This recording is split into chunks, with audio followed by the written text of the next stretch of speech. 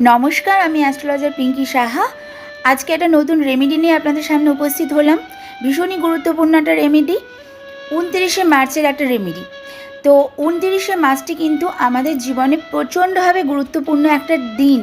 যেই দিন এই রেমেডিটা যদি আমরা সকলে করতে পারি, তো আমাদের জীবনে যত ব্লকেজ আছে তার থেকে আমরা কিন্তু মুক্তি পাব।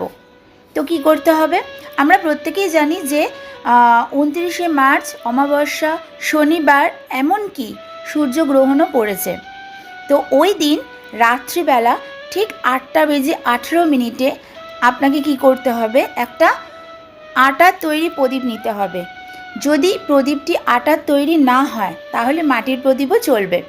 মাটির প্রদীপের মধ্যে চেষ্টা করবেন একটু আটা দিয়ে চারিদিকে ঘুরিয়ে বেরি মতো করে দিতে। আর প্রদীপটি অবশ্যই চারমুখী হতে হবে, বা পোলতেটা কিন্তু আপনারা 4টে ভাগে ভাগ করে ওরমভাবেও জ্বালাতে পারেন। হ্যাঁ, এবার প্রশ্ন হচ্ছে প্রদীপের মধ্যে কী কী দিতে হবে। প্রদীপের মধ্যে সর্ষের তেল, তার মধ্যে কালো তিল আর 4টে লবঙ্গ, একটি কাঁচা টাকা তেলের মধ্যে দিয়ে আপনারা প্রদীপটি জ্বালাবেন। কোথায় জ্বালাবেন?